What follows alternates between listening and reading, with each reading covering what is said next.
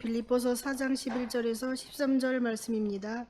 내가 궁핍함으로 말하는 것이 아니니라. 어떠한 형편이든지 나는 자족하기를 배웠노니 나는 비천에 처할 줄도 알고 풍부에 처할 줄도 알아. 모든 일 곧 배부름과 배고픔과 풍부와 궁핍에도 처할 줄 아는 일체의 비결을 배웠노라. 내게 능력 주시는 자 안에서 내가 모든 것을 할 수 있느니라. 아멘. 예, 오늘 하나님의 말씀 차적 폭풍 속에서도 평안을 유지하는 길, 이런 말씀의 제목으로 하나님의 말씀 나누기 원합니다.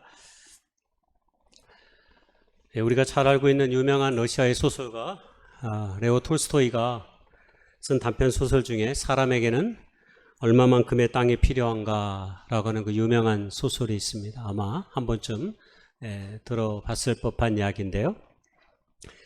짧게 제가 한번 소개해 보겠습니다. 러시아의 어느 마을의 주인공 이름이 파홈입니다. 파홈. 성실하지만 가난한 농부였고요.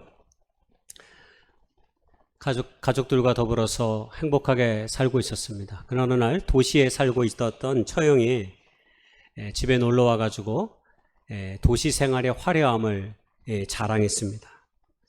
파홈의 아내가 그것을 듣고 시골 삶의 소박함과 안정감을 옹호하는 이야기를 하면서 자신은 만족하다라고 얘기했습니다. 그러나 이 대화를 듣던 파홈은 속으로 그런 생각을 마음에 품었습니다. 우리 농부들은 어려서부터 흙과 씨름하여 사느라고 딴 생각할 틈이 하나도 없다. 딱 하나 문제가 있다면 땅이 조금 부족하다는 것에 있다. 내가 만약 땅만 충분하다면 어떤 악마도 내가 무섭지 않을 텐데 라고 하는 그런 마음을 속으로 품었습니다. 그때 난로 뒤에 숨어있던 이 소리를 들은 악마가 회심의 미소를 지었습니다. 그리고 악마는 파홈에게 땅을 주어 그를 유혹하게 하고 결국 땅 때문에 이 파홈을 파멸시키겠다 하는 마음을 이 악마가 마음에 품습니다. 얼마 후 마을의 한 지주가 땅을 팔기 시작했습니다. 파홈은 그래서 땅에 대한 욕심 때문에 무리하게 빚을 내고 전략하여서 약 15에이커의 땅을 손에 넣었습니다. 15에이커를 제가 쳐보니까 18,363평. 이래도 감이 안 오면 축구장 8배하고 반. 큰 땅이에요, 작은 땅이에요? 큰 땅입니다. 15에이커의 땅을 얻었음에도 불구하고 이 빚을 내가지고 전략해서 이걸 샀어요. 처음에는 이 넓은 땅을 얻었으니까 다 가진 것처럼 생각되어졌는데 기쁨이 오래가지 않았습니다. 왜냐? 이웃 농부들의 가축들이 자꾸 자신의 땅을 침범해 옵니다. 그러니까 파홈이 예민해졌고 이웃들과 불화를 겪습니다. 그리고 소송을 일삼게 되는 일이 벌어집니다. 그러던 중 누가 볼가강 너머에 가면 아주 비옥한 새 땅을 공짜로 얻을 수 있다고 하는 말을 듣습니다. 그래서 파홈은 정들었던 땅을 다 팔아버리고 가족과 함께 그곳으로 이사합니다. 그곳에서 이전보다 훨씬 넓은 땅을 가졌음에도 파홈은 더 좋은 땅, 더 넓은 땅에 대한 갈증을 버리지 못합니다. 파홈은 어느 날 상인으로부터 바시키르라고 하는 유목민족의 땅에 대한 이야기를 듣게 됩니다. 그 땅이 끝도 없이 넓고 기름지다. 사람들이 순박해가지고 그곳에 가면 선물만 조금만 주면 땅을 아주 싸게 얻을 수 있다라고 하는 이야기를 듣게 됩니다. 파홈은 보드카와 선물을 챙겨가지고 이 바시키리인들을 찾아갑니다. 그리고 그들의 촌장은 파홈에게 파격적인 제안을 던집니다. 단돈 1,000루블만 내시오.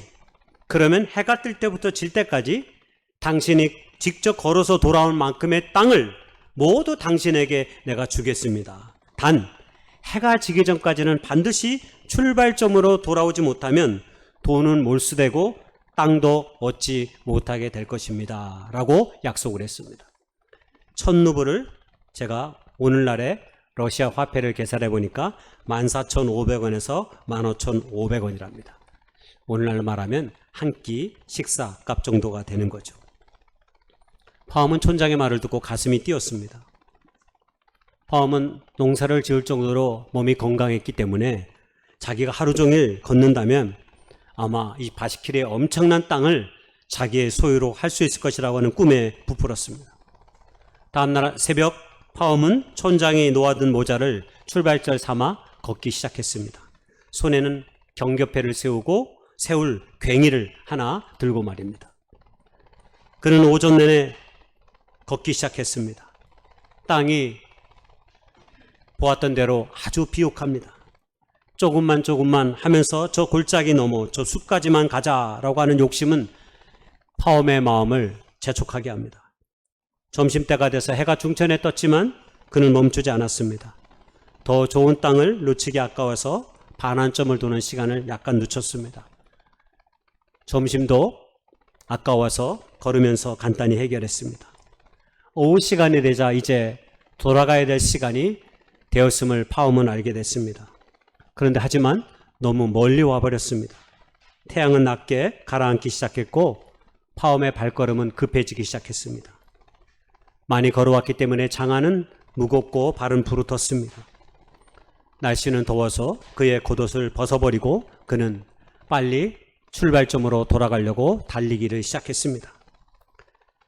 해가 지평선쯤에 걸리자 파엄은 공포에 질렸습니다. 내가 너무 많은 욕심을 부렸나?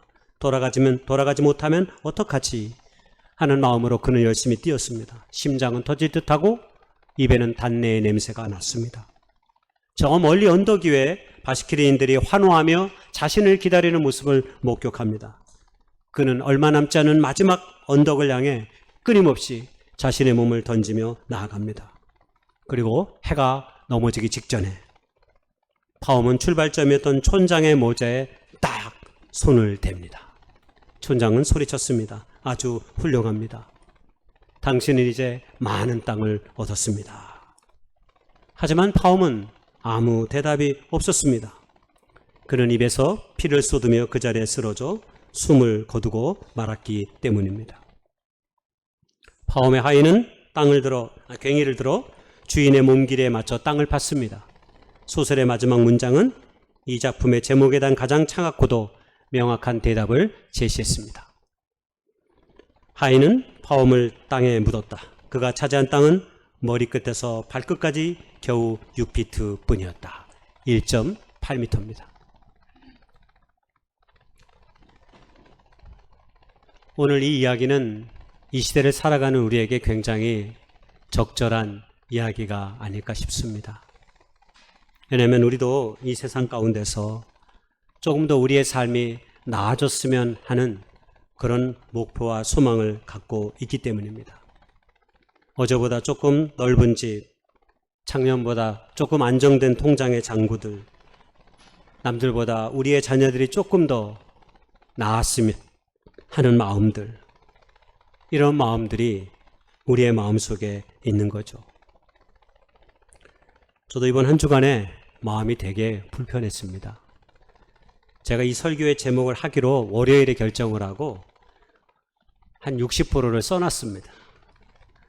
그리고 조금씩 첨가해 가면서 완성시켰는데 내내 마음은 좀 무거웠습니다. 나는 과연 자족한 사람인가? 라고 하는 질문을 스스로 했기 때문입니다. 예전에 우리 아내 저보고 늘 잘 자족한다고 그랬어요. 제가 좀 단순하거든요. 복잡한 사람이 아닙니다, 저는. 그냥 단순해서 그냥 주어진 것에 만족하고 그냥 내가 도달할 수 없는 것에 큰 욕심을 부린 적이 별로 없습니다. 근데 과연 나는 그럼에도 불구하고 자족한가? 이런 물음을 지난 몇 개월 전에 우연히 한번 갖게 됐습니다. 그게 뭐냐면 우리 집에 세탁기를 제가 20년 쓰던 게 이제 고장이 나서 사러 하이마트에 갔습니다. 하이마트에 가가지고 세탁기를 하나 샀는데 세탁기를 하고 사니까 우리 아내가 이 건조기 하나 좀 사면 안 될까요? 건조기가 뭘 필요하냐고. 그냥 햇빛에 잘 말리면 되지. 지금까지도 잘 살아왔는데 여자의 마음을 잘 모른다고 막 그래요. 그래서 그래 산 김에 그러면 삽시다 하고 무리해서 건조기를 드디어 샀습니다. 샀더니 이게 참 좋더라고요. 엄청 좋아요, 건조기가. 이게 맨날 빨래해서 말렸는데 건조기가 있으니까 이게 시도 때도 없이 빨래해가지고 말렸었으니까 이게 너무 좋은 거예요. 야, 저도 이렇게 좋은데 우리 아내는 얼마나 좋을까요? 그러면서 이게 참 편한 게 이렇게 좋구나. 한편으로는 모든 시간도 아끼고 또 이렇게 마음에 또 작은 일들이지만 기쁨을 주는구나 하면서 그때요 잠깐 생각했습니다. 이게 돈이 그래도 조금 있어야 되는 거 아니야? 통장에 이런 거 살 때 이게 가뿐하게 사야 되는데 이거 그러면서 어쨌든 그런 살짝 저에게 그런 스쳐가는 마음이 좀 들었습니다. 그래서 사실 그때 이후로 지금까지 내가 자족하는 삶을 사는 것이 맞나 하는 생각을 조금 안게 되었습니다. 그러면서 든 생각이 오늘날 우리 시대가 사실 결핍의 시대는 아닙니다. 저도 뭐 크게 결핍된 게 없습니다. 웬만한 거 다 남들보다 더 누리며 살며 살지 뭐 모자란 건 아닙니다. 그런데 왠지 그 순간에 그런 마음이 들었던 중에 하나는 아마 비교의 마음 때문이었을 거예요. 왜냐하면 남들은 다 있다고 또 그 종업원이 그렇게 얘기하더군요. 요새 건적이 없는 데가 없어요, 사장님. 그래서 그래요? 저는 뭐 제가 다른 집에 가가지고 건조기 있는지를 확인을 안 하니까 건조기가 있는지 없는지 저는 관심도 없었고 크게 뭐 신경 쓰지도 않았거든요. 근데 그 말을 듣는 순간 그런가요? 하고 하면서 했는데 결국 우리 시대에 이런 자족함이 없는 하나의 이유 중에 하나는 내게 가진 것에 집중하기보다 남의 가진 것, 남이 소유한 것에 대해서 우리가 비교하게 되고 보게 되는 순간 우리도 모르게 약간 삶에 대해서 불만을 갖게 되고 불행의 늪으로 빠져드는 것 아닌가 하는 그런 내 안에 작은 염려가 생기는 것을 얼핏 보았습니다. 저도 이 자족에 대해서 설교를 하지만 여전히 지금까지도 내가 완전하게 하나님의 말씀에 비춰 자족된 삶을 살아간다라고 말할 용기는 100%는 없습니다. 그러나 그런 하나님의 말씀의 기준으로 살아가려고 몸부림치는 삶을 살아가고 있는 것은 분명합니다. 왜냐하면 내가 살아가는 삶의 주된 가치가 비교함으로 늘 세상을 바라보기보다는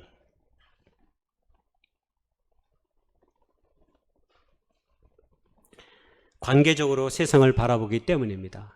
제가 그 말씀을 안 써놨는데요. 유명한 제가 한번 최진철 교수의 굿나이프라고 하는 책을 한번 소개한 적이 있는데 거기에 보면 행복하지 않은 사람들은 늘 비교 프레임으로 세상을 바라본다는 거예요. 그러나 행복한 사람들은 언제나 관계 프레임으로 세상을 본다라고 정의해 놨습니다. 그러니까 우리가 행복해지기 위해서는 내가 어떤 관계 속에 사람들과 관계를 맺으며 잘 살아가고 있느냐 여기에 초점이 있는 사람들이 주로 행복하다는 거예요. 그런데 늘 사람을 비교하면서 어떤 사람을 대하거나 마주하면 우리 안에 행복이 급격하게 사라져 버린다라고 하는 것입니다. 프랑스의 유명한 철학자 르네 지라르는 사람이 있습니다. 이 사람이 뭐라고 얘기했냐면 인간의 욕망은 모방에서 시작된다라고 말했습니다. 내가 정말로 이 물질을, 이 사물을 원하는 것이 아니라 남들이 부러워하니까, 남들이 가지고 있으니까 나도 모르게 그 마음이 생겨지게 된다는 것이에요. 그래서 때로 무리하게서라도 이것을 사야만 되겠다라고 하는 마음을 먹게 된다는 것입니다. 그래서 모방을 통해서 인간의 욕망은 갈수록 커져간다라고 하는 거죠.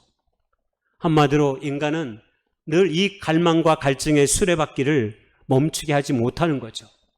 늘 다른 사람을 생각하고 늘 다른 것들을 바라볼 때 말입니다.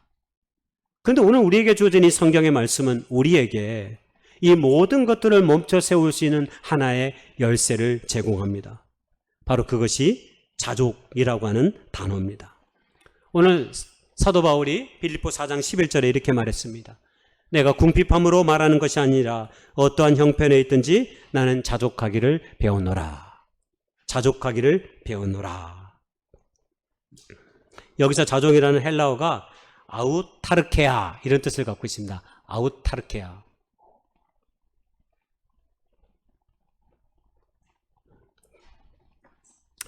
아우타르케아가 무슨 뜻이냐면 자신이라는 단어와 만족하다의 뜻을 합친 단어예요.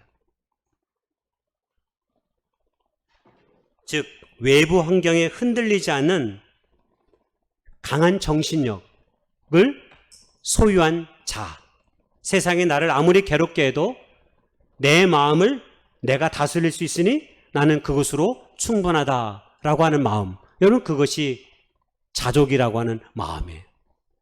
원래 이 자족이라는 마음을 스토아 철학자들이 그때 당시에 많이 사용했습니다. 그래서 훌륭한 지성을 갖고 있는 사람들은 자족할 줄 아는 사람이다 라고까지 얘기했습니다. 사도 바울이 빌립보서를 쓸 당시 사도 바울은 감옥에 있었습니다. 그는 감옥에 있으면서 오늘 앞서 말한 4장 11절의 고백을 하고 있는 것입니다. 그는 화려한 왕궁에 있었던 것이 아니고 안락한 서재에 있었던 것이 아닙니다. 스키찬 감옥에 있으면서 내일의 생사를 알 수 없고 먹을 것과 입을 것이 지독하게 부족한 결핍의 현장에서 나는 괜찮습니다. 나는 자족합니다. 라고 말하고 있었던 것이죠. 우리가 잘 아는 유명한 철학자 아리스토텔레스도 자족하는 마음이야말로 최고의 행복을 누리기 위한 기본의 조건이다. 이렇게 말한 적이 있습니다. 당시 철학자들이 한결같이 이렇게 말하지만 오늘 바울이 말하는 자족은 본질적으로 그들의 생각과 다릅니다. 바울의 자족은 내 안에 있는 힘에서 나오는 것이 아니라 내 안에 계신 예수 그리스도로부터 나온다라고 말하고 있는 것입니다. 나는 나로 충분하다라고 말하지 않고 나는 하나님 한 분만으로 충분하다라고 선언하고 있는 것이 바울의 고백입니다. 이 말이 무슨 말입니까? 자신의 삶의 자족과 만족은 내게 주어진 삶의 여건과 조건, 상황에서 나오는 것이 아니라 하나님과의 의존의 관계 속에서 나오는 만족이다라고 말하고 있는 것입니다. 우리가 때로 연애할 때는 포장마차에서 떡볶이를 먹어도 행복합니다. 사랑하는 사람과 함께 있으면 무엇을 해도 행복하거든요. 바울이 지금 그런 얘기를 하는 것입니다.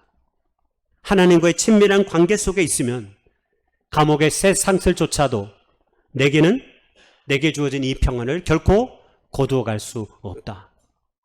내가 지금 먹는 것이 부실하고 스키찬 이 감옥 안에 있지만 여전히 내 안에 하나님이 주시는 거룩한 만족이 내 안에 있다라고 고백하고 있는 것이죠. 그러나 이 자족은 그냥 주어진 것이 아닙니다. 4장 12절에 보면 바울은 나는 비천에 처할 줄도 하고 풍부에 처할 줄도 알아 모든 일 곧 배부름과 배고픔과 풍부와 궁핍에 처할 줄 아는 일체의 비결을 배웠노라 그랬습니다. 그래서 가장 중요한 핵심의 단어는 비결이에요. 비결. 그리고 배웠노라라는 단어입니다. 비결을 배웠다고 그랬습니다. 비결.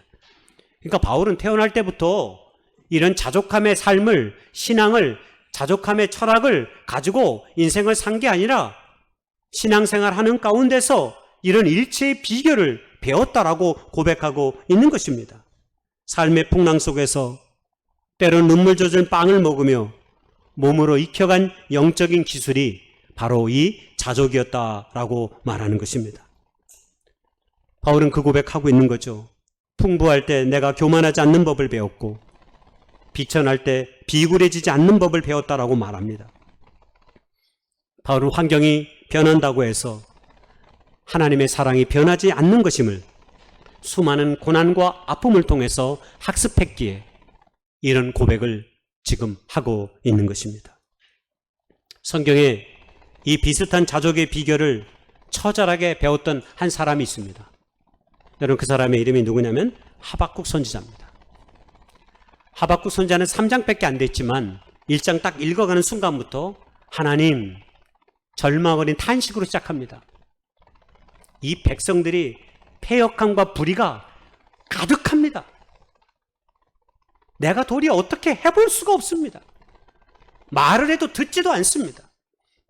타락하고 타락할 대로 버려질 대로 버려진 이 사람들에게 내가 어찌하면 좋습니까? 하고 불평과 질문으로 이 선지자가 하나님 앞에 고백합니다.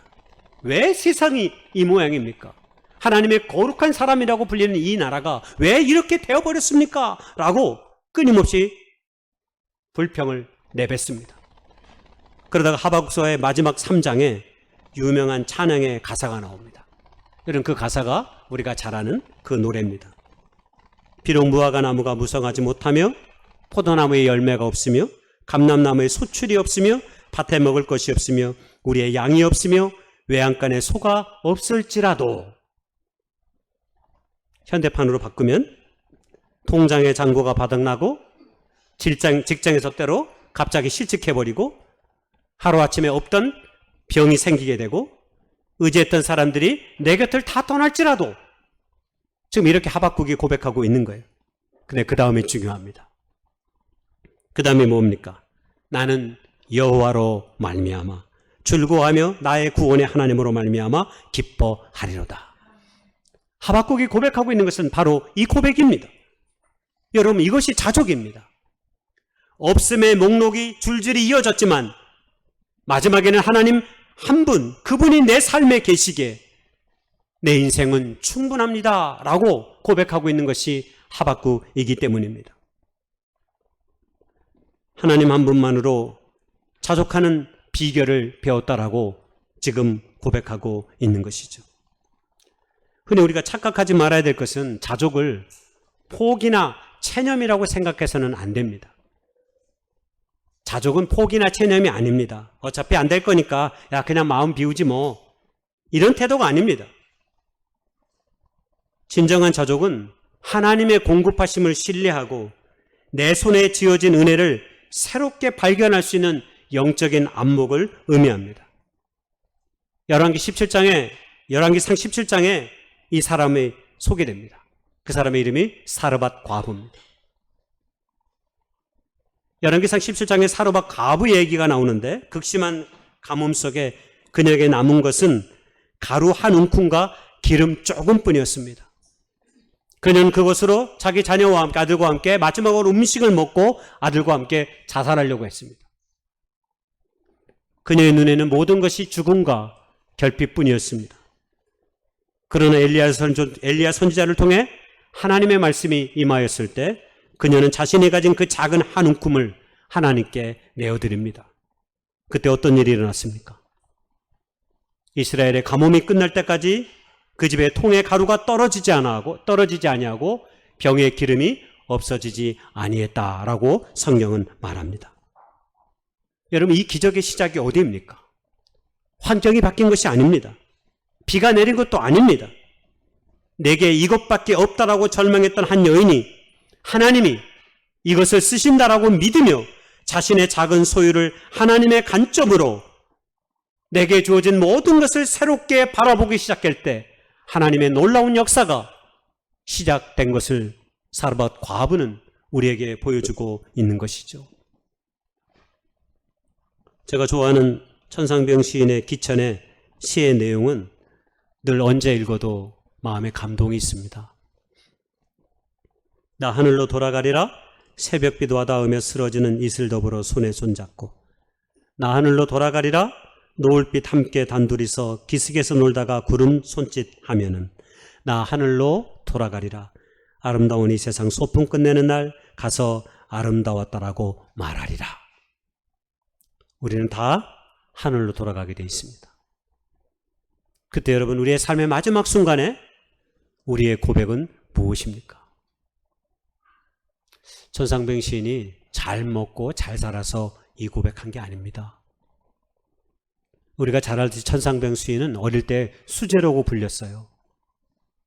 그런데 동백님 사건 때문에 간첩이라는 제명으로 온갖 고문에 시달리고 6개월 동안 감옥에 갇혀 있었습니다.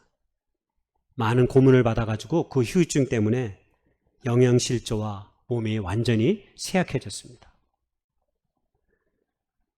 그리고 때때로 심한 음주로 자신의 그 육신의 고통을 이기기 위해서 막걸리를 그렇게 많이 마셨습니다.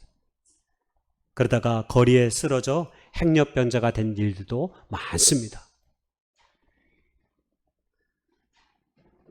그는 자신의 삶을 불행했던 삶이라고 고백하지 않고 오늘 마지막에 그가 고백했던 것처럼 아름다웠던 이 세상 소풍 끝내는 날 가서 아름다웠다라고 고백했습니다.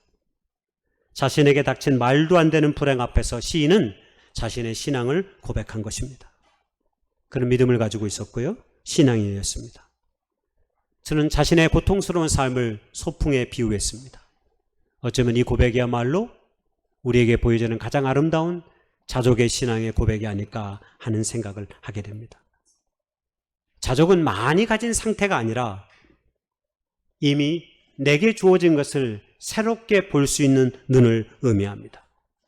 우리가 이제는 잃어버린 것, 남들이 가진 것, 내게 없는 것을 세는 그런 손가락을 접어버리고 이제는 내게 허락하신 하나님의 은혜를 세어볼 때 우리 안에 하나님이 주시는 그 자족의 마음이 우리들의 마음속에 새록새록 쌓여가게 될 것입니다. 사도 바울은 13절에서 우리에게 너무나 익숙한 선언을 합니다. 내게 능력 주시는 자 안에서 내가 모든 것을 할 수 있느니라. 사람들이 오해합니다. 많은 교회에서 이 말씀을 마법의 구절처럼 사용할 때가 많이 있습니다. 성공의 구절처럼 말할 때가 많이 있습니다. 그러나 여러분, 이 말씀은 앞서 11절, 12절의 말씀과 함께 읽지 않으면 오해합니다. 시험에 합격하고 사업이 대박나고 불가능한 목표를 이루게 하자는 의미로 예수님께서 우리에게, 바울이 이 고백을 우리에게 하고 있는 게 아닙니다. 내게 능력 주시는 자 안에서 내가 모든 것을 할 수 있다고 하는 이 말씀의 진짜 의미는 이것입니다. 나는 주님이 주신 능력 안에서 가난해도 비굴해지지 않을 수 있고 부유해도 교만해지지 않을 수 있습니다. 나는 어떤 형편에도 무너지지 않고 자족할 수 있는 능력을 가졌습니다라고 하는 이 고백이 바로 저 고백인 것입니다. 세상은 우리에게 끊임없이 이야기합니다. 조금 더 나아져야 되지 않겠니? 조금 더 많은 것을 그래도 누려야 되지 않겠니? 그래서 우리가 이렇게 살아왔는데 조금 더 편안하게 우리의 노년을 보내야 되지 않겠니? 수많은 이야기의 속삭임들이 우리 안에 다가옵니다. 그러나 주님께서는 오늘 우리에게 이렇게 말씀합니다. 내가 너와 함께 있으니 이미 그것으로 충분하지 않니? 하고 말입니다. 자족은 게으름이 아닙니다. 자족은 열정이 없는 상태도 아닙니다. 믿음의 사람들에게 자족은 내 삶의 운전대를, 내 인생의 모든 삶을 하나님께 맡기는 것입니다. 하나님께서 내 인생의 주관자가 되시도록 하나님께 우리의 모든 짐을 맡기는 것입니다. 그 맡겨드린 자만이 누릴 수 있는 최고의 영적인 평안이 바로 자족인 것입니다. 오늘 여러분의 삶의 형편이 어떠하십니까? 오늘 하박국처럼 무화과 잎이 마르고 외양간에 소가 없는 것 같은 결핍의 시간을 혹 지나고 있습니까? 아니면 사르밧 가부처럼 마지막 남은 가루 한 문큼을 쥐고 혹 눈물 흘리고 있는 것은 아닙니까? 그러나 반드시 기억하십시오. 우리의 환경이 부족할지 몰라도 우리의 하나님은 결코 부족함이 없으신 분이라고 하는 사실을 말입니다. 그래서 그분 안에서 나는 충분합니다 라고 그 믿음의 고백을 우리가 할 수만 있다면 오늘도 하나님께서는 우리 가운데 다가오셔서 우리를 위로하고 우리의 삶의 또 다른 길들을 열어주실 것입니다. 바로 이 자족의 신앙이 다시 한번 오늘 우리들의 삶을 바꾸고 우리의 불안한 내일을 평안으로 바꿀 수 있는 축복이 우리 안에 있기를 소망합니다. 진정으로 바라기는 우리 인생이 끝나는 그 순간까지 우리의 모든 인생의 삶의 시간이 예수 그리스도의 풍성함으로 채워질 수 있는 놀라운 은혜가 저 여러분의 삶 가운데 있기를 주님의 이름으로 간절히 축복하고 소망합니다.